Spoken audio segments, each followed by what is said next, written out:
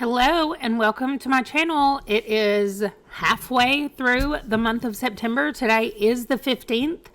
And while I will probably finish reading a book today, we're not going to count that in what we're looking at today. But let's get over and look at the stats so far this month. Okay, so don't freak out like I did when I saw this, but I have read 26 books in the month of September. Yes, it is only the 15th, and I have read 26 books. Quite a few of those have been graphic novels, and let's just say I've been doing a lot of reading, okay? You can see the page numbers over here. The shortest thing I've read is a 15-page issue of Saga. Then there's a 29-page short story that I gave 5 stars to. That was a horror short story. It was so good. Best of Luck by Jason Mott. That is one of my favorites so far in the month. Also, I started a graphic novel called Why the Last Man. Also gave that 5 stars. And Chains by Laurie Halse Anderson got 5 stars. All 3 of those are so very different and so good. So those were my best books so far of the month. My worst book so far of the month is A Witch's Guide to Fake Dating a Demon. And it's got fake dating in it, so I should have loved it, but there were just so many things about it that I did not like. And also, I read it in the last 2 weeks. Within the last 2 weeks, I've read this book, and I can barely tell you what happens in it. So, it's not very memorable either. As far as the best things that happened this first half of the month, A Deadly Education is a new series that I started, and I love it. That's fantastic. 2 series is The Deserts Driving and Derelicts, part of that RV series. I did not love the first book. The second book I gave 4 stars. I really liked it. Also, Deadbeat, which is part of the Dresden Files, might be my favorite Dresden File book so far. I gave it 4.5 stars. So it's been a good balance of things this month and a good balance of different kinds of reading this month. Let's look at the actual chart though. So again, don't look at these numbers because it's not July. I just haven't gone back and changed this, but it's actually July, August, and September, 92 books. So just all of that is for the overall thing, not just for this month. This month, I had 9 fantasy books. That was over and away the biggest genre that I have read so far this month, followed by mystery and romance, and then horror and historical fiction, and even sci-fi has 2 books, and then everything else just has 1. I have read mostly, you can see the subgenre that I put in here was graphic novel for some of them, but these are the subgenres. Literally, I put the subgenre was Batman.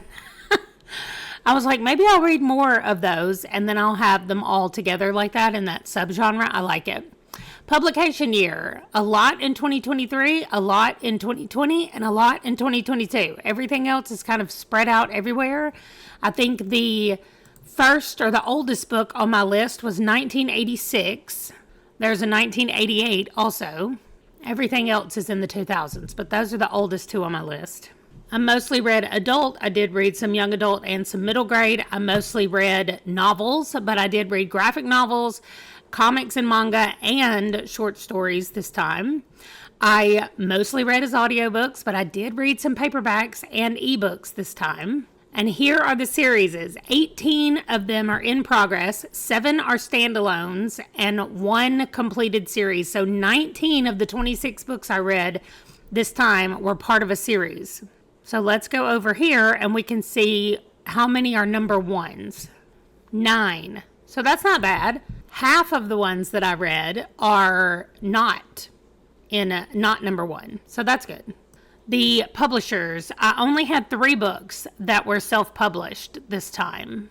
So there's a lot more that was traditionally published. I'm still hovering about the middle for Read Before and New to Me. That Read From Before is probably going to win a little bit more at the end of the month because I'm reading quite a few series that I've already started, so I've already read from them. And oh, here's the format type down here. For some reason, it's up here as format, and down here again as type. But anyway, that's the same chart.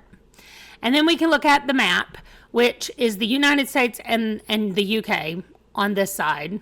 And then in the U.S., we have California, Texas, Louisiana, Illinois, Kentucky, New York, and Vermont. I was like, how do I get a Vermont? Anyway, I'm not going to show you the updated one of everything right now. I'm going to save that for the end of the month so we can see how September's kind of fits in with everything else we've read.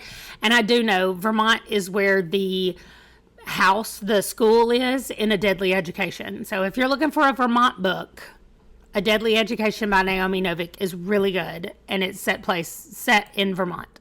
Okay, that is everything though. That updates you on everything that I've read for September.